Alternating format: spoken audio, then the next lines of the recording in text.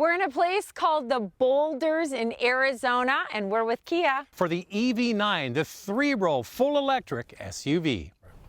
Oh my God. My lunch. The power of an electric vehicle. Wow. All of my monitor, my microphones. Zach. Everyone. You know I didn't mean it. All right, we're in the all-new Kia EV9 3-row SUV. What's under the floor of this thing? There are 3 powertrain options. The base rear-wheel drive model has a 76.1 kilowatt-hour battery with 370 kilometers, 230 miles of range, 215 horsepower, and 258 pound-feet of torque. There's the long-range rear-wheel drive model with a 99.8 kilowatt-hour battery, 489 kilometers or 304 miles of range, 201 horsepower, and 258 pound-feet of torque. The all-wheel drive model with the larger battery has 451 kilometers, 280 miles of range, 379 horsepower, and 516 pound-feet of torque.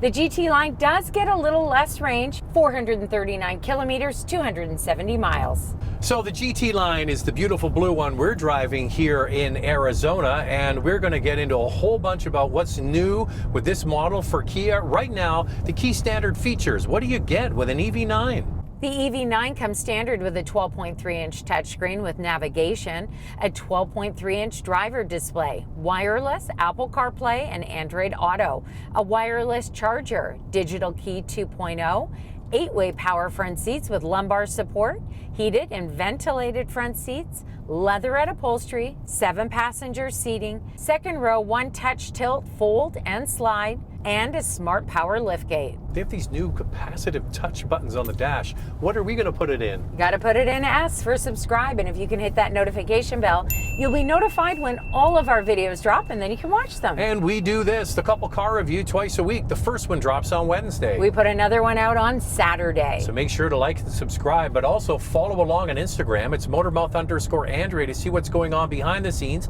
and to get a question in. You'll find out about that in a moment. And for me, it's Motormouth_Auto, and the links are below the like button. So yeah, there are updates for cars, new versions of them. Not very often a brand new model is born. This is the EV9, the first one ever. There's some firsts for Kia. Yeah, in this model, you've got the 4th generation battery technology.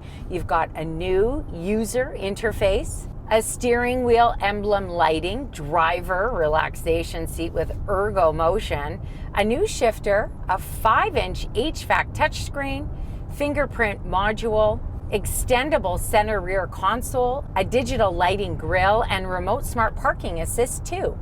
So that fingerprint thing, there's a little circle here. You put your finger on it, and that's your memory for when you get in. It knows, oh, it's Zach driving. I know that finger. So it sets all your parameters just the way you like it. Kind of different, right?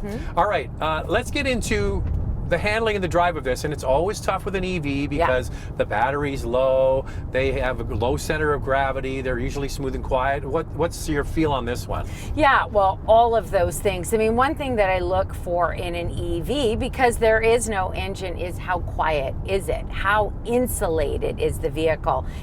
Kia nailed it with this EV9. Not only is it quiet, but it feels refined. It's quick, it's comfortable, and the maneuverability is excellent. What a great turning radius.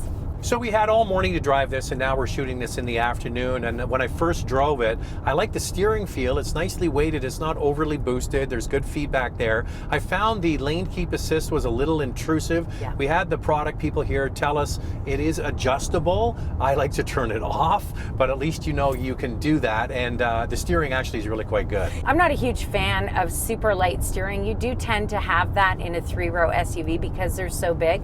This really has a nice feel to it. All right, we did some gravel roads on the way out to the Boulders that you saw at the very beginning there, and I was really impressed with the suspension eating up a lot of washboard. I was hustling along 60, 70 miles an hour on a gravel road, and this thing was planted. Yeah. The all-wheel drive system worked well. The suspension was really quite good. The more I drive this, the more I think they could put a luxury badge on this and market it. That's how refined it is. And you know what's surprising is because we have the top trim, we've got 21-inch wheels on this model. Usually when you have large wheels, well, ride comfort suffers. Totally. And that's not the case. Oh, I was surprised. I was saying to Zach, wow, this just feels so refined, and can you believe that this top trim has 21-inch wheels? It's also 7,000 pounds. So True. that's helping to True. smooth things out a little bit. Aerodynamic-wise, it's pretty amazing for such a large vehicle. It has a drag coefficient of 0.28, which is the same as the Kia EV6,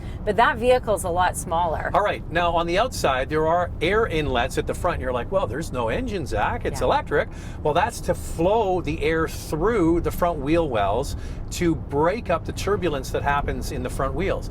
And believe it or not, these are plastic wheel covers. Behind the plastic wheels are alloy wheels, and then they have different wheel covers on there to help dissipate the air, and that's why they're shaped like that. I asked them, can you get from the dealer like a silver wheel? Yeah. Like if I wanted a silver wheel cover, could I get that? Not yet, but they've taken it on notice. So how about the looks of this thing? I mean, some might say that it looks like a Kia Soul on steroids, you know, with that boxy design. I think it's pretty cool, yet futuristic and modern. And although it has flush door handles, you pull them out, so they've got a lot of strength to them. In fact, the tech expert said that he was in a situation where the handles were full of ice and he was able to open the vehicle no problem. So that was good news, because that has been a concern for some with these flush door handles. All right, so it's boxy and it's chiseled. I like the back especially. I think it does look like Telluride, the gasoline cousin of this. I like the light package on this. They've got unique lights at the front, so they have different either projector LEDs or LEDs, and in behind the grille is this sort of design that can be augmented on a subscription basis for different patterns. So that, you know what that means? You pay extra to change the lights in the front. I'm not sure how many people are going to go for that. I think it's clever. Personally, my Scottish soul wouldn't go for that. No. I think the lights, the way they come, look perfectly fine. They look great. I mean, there's 5 different patterns that you can buy, but the standard pattern looks quite good. And then you can see with this GT line how it's slightly different, but I'm with Zach. I wouldn't pay extra for it. The EV9 gets up to 7.8 inches of ground clearance. This SUV comes standard with slim LED headlights, LED taillights, power folding outside mirrors, an acoustic laminated windshield, front door window absorbing glass, available rear door absorbing glass, standard 19-inch wheels, available 20-inch and 21-inch wheels, and a tire mobility kit. Well, they always give us the top trim. This is the GT line, and it's beautifully finished on the inside. And these seats aren't leather, but you'd be hard-pressed to know that they're not leather. I think that Kia, Hyundai, Genesis, they do some of the best faux leather seats in the game. And there's a nice contrast of materials, cloth on the dash pad, cloth behind the seats, really nicely broken up. It really has an open cabin, more like a living room feel. They really cleaned up this center console, and they've put buttons on the door panel, so that's where your heated steering wheel is, your heated and ventilated front seats. You can also control your massaging seat. Now, this has kind of a nice massage feel. It's programmed in the system to kind of go on every 30 minutes, so sometimes it's a bit of a shocker. I feel like, oh, it's on, but it feels quite nice. It's not too strong. Well, the thing is, on a long road trip, and we've been doing a lot of driving here in beautiful Arizona, every once in a while it comes on, and so it does kind of wake you up a little bit from the monotony of driving on the highway. But the center console has a floating area on the floor there. Your wireless charger is here in the center. You also have large cup holders. There's those flush buttons I mentioned at the beginning that are on the dash. You have to push them. You get this little haptic thing behind them, but it's really quite well done. Now, this comes with dual 12.3-inch screens, and you've got a 5-inch HVAC screen in the center of that.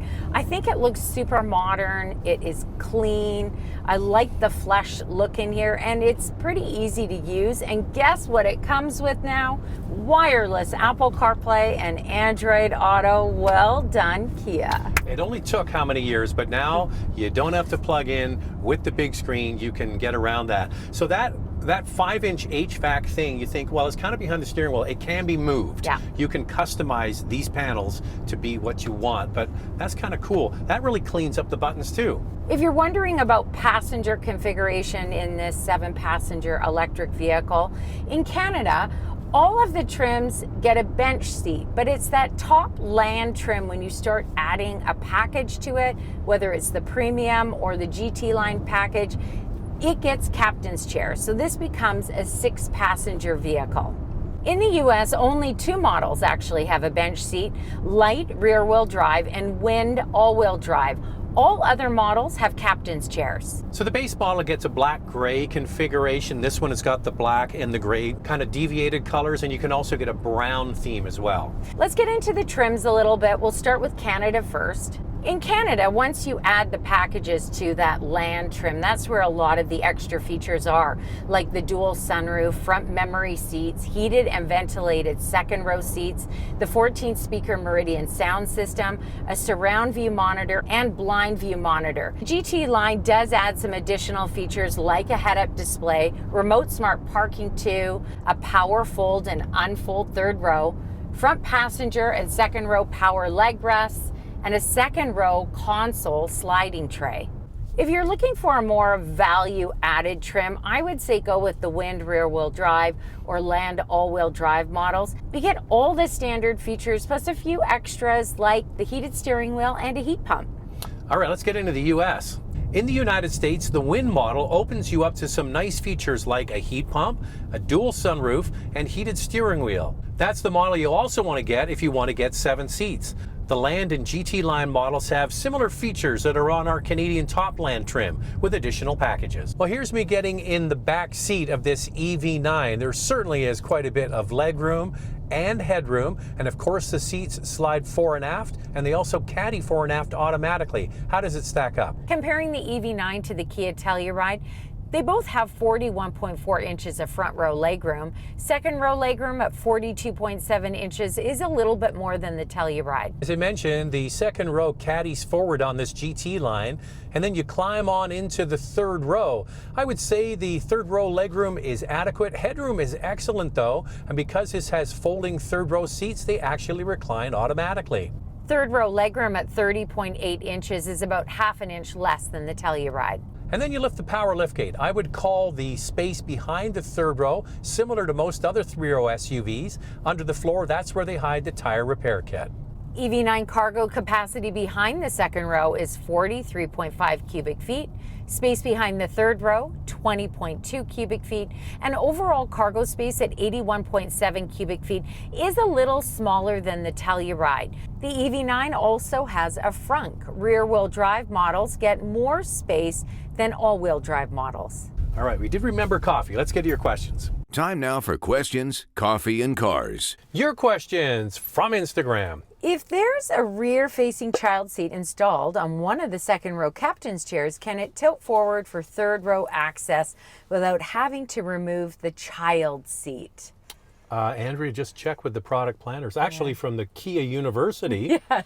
And what did they say? They said no, unfortunately not. However, of course you can walk right through to the third row if you wanted to, but it doesn't tilt and do that. There's only a few vehicles that do that. Pathfinder. And Atlas. But I think Andrea's point, you're going to walk between the seats anyway. Anyway. You can put a kid back there, but anybody ever tried to wrestle a child into a baby seat in the third row?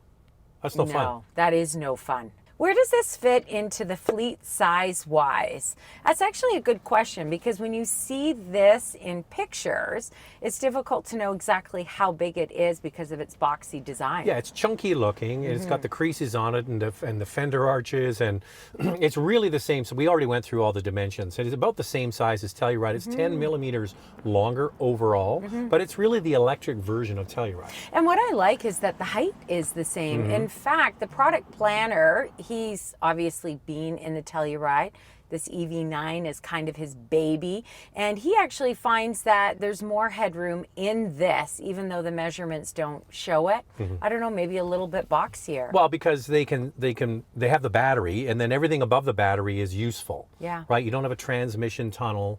You don't have exhaust to make room for, so they can just slam everything down on the floor. And then we've got something special for you. We did a test in here. We had somebody who was 6'2" in the front seat. He got in his comfortable position.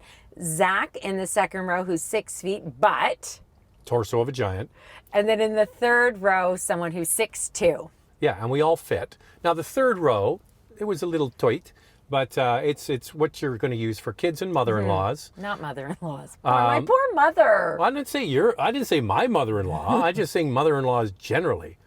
My mother-in-law, are you going to give up your seat for your mom? No, I'm not giving up my seat either, but she does make us dinner, so be nice. Yeah, she's a great baker. Looks great, but does it also lack a rear wiper? No, it has a rear wiper. They must be listening there in Korea to all the gripes. Vehicles like the EV6 that don't have a rear wiper. This is hidden in the top valance, much the same way they have with Sportage. And now it's time for our hot topic. What's this one, Andrea? I still think it's too early for electric SUVs. Who wants to have range anxiety with a car full of kids? We're going to have to see the range extend up to 500 miles for it to be more practical. Sadly, we seem about a decade away from that. Well, Andrea, having had 2 kids and done plenty of road trips, I would say 500 miles in a family SUV is kind of overbuying. Yeah. And I'll tell you why. Because if you have kids and you're heading out on a road trip, the most asked question is, when can I stop and go pee? Yeah. So you're always pulling over, you're always stopping, and you could always be charging at the same time. So yes, this might not have 500 miles of range, but I guarantee with kids, you'll be stopping. I'm hungry. You know, I'm something. I'm something, or I Yeah. feel sick. Yes. That's another one. So don't worry, you'll get where you need to go. And I think that we really do overbuy. 500 miles seems a little bit outrageous to me. I can totally get by with the range of this EV9. All right, let's forget the kids. Andrea's bladder needs to stop before I drink 500 miles. so much water when I'm on an airplane, thank goodness. Aisle seat always. All right, let's get into it. What are all the features you need to know on our vital stats? Let's start with pricing. We'll do Canada first and then move on to the US. This includes freight and PDI. The light rear-wheel drive model starts at just over $63,000, and the top land with the GT line package is just over $82,000. In the US, the light rear-wheel drive model starts at just under $55,000, and the GT line all-wheel drive model is just under $74,000. The EV9 comes with a 10.9 kilowatt onboard charger. With a level 2 charger, the smaller battery can charge in 6 hours and 45 minutes, and with the larger battery, 8 hours and 45 minutes. With a DC fast charger, the smaller battery, 20 minutes, and the larger battery, 24 minutes and 10 to 80%. The EV9 has 400 and 800 volt charging capability and an available vehicle to load outside and inside. In Canada, the EV9 qualifies for the federal EV rebate of $5,000 and any rebates in participating provinces. Currently, the EV9 is built in Korea. The plans are to move production to Georgia in the United States. Then it'll qualify for the tax credit up to $7,500.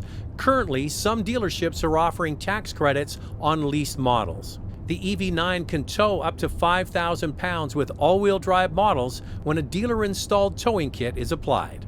The warranty is 5 years, 100,000 kilometers, or 60,000 miles. Lightning round. 2 things we like, 2 things we like to see improved. I love the maneuverability of this large SUV. I'm really impressed with the suspension. I'd like to see a bench seat offered at least on the higher trims. What I want to try the base model, see what that's like. I'm looking forward to it. 3 words: cool, refined, and quiet. I didn't use my joke, but what about the car, Andrea? All I can say about this is if you change the badge on this from Kia to a luxury brand, it would pass.